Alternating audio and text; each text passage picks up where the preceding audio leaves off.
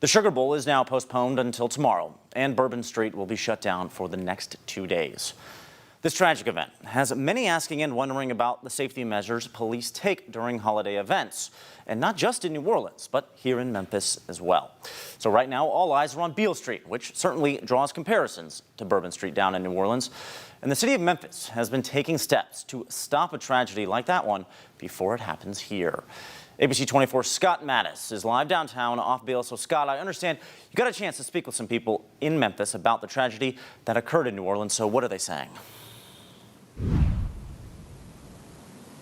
Yeah, good evening. Just an unimaginable situation down in New Orleans. Of course, we're only 400 miles away, about 6 hours, and all of that was going down when there were thousands and thousands of people downtown on Beale Street. And while there were some barriers on Bourbon Street and Canal Street where this F-150 was somehow able to get onto Bourbon Street, causing absolute mayhem, he was able to do so despite those barriers. And that's why the city of Memphis installed these barriers on Beale Street, making a whole lot of people I talked to today feel much safer.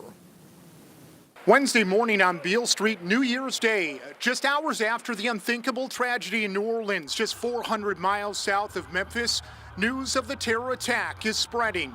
What a tragedy. It's unimaginable for me. Pierre-Alex Riviera and his family are in Memphis on vacation from France, but just days ago were on Bourbon Street for the holiday. And it was a lot of people, even on the 30, so I don't even imagine on the 31. And while there are blockades on Bourbon Street, the city of Memphis in years past installed these semi-permanent barriers that stop vehicles from entering the historic street. Makes it feel a lot safer. Why? Yes, because the car can't get through unless it mounts the sidewalk. And it's not just sidewalks that are a concern.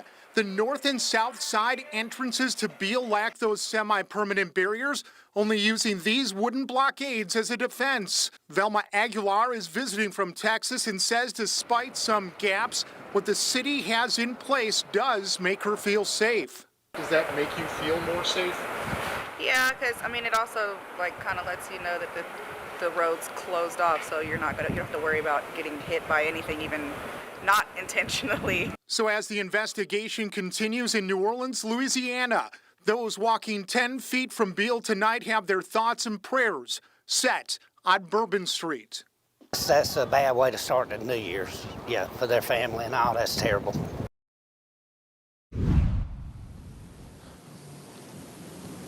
Of course, all thoughts and prayers go down to the victims of that absolute devastating tragedy in New Orleans, Louisiana. Now back to Beale Street. Now, some of these barriers, they do move if trucks, they want to come and make their deliveries, but they are locked in place and they're impenetrable, to say the very least. Now let's talk about the sidewalk. As I was talking about in the story you just saw, that's one of the points of contention, is that this terrorist, for all lack of a better word, was able to go around the barriers and somehow possibly get on the sidewalk to mow down Bourbon Street so tragically. We're going to talk much more about this coming up tonight on ABC 24 News at 6 o'clock. For now, live downtown, I'm Scott Mattis.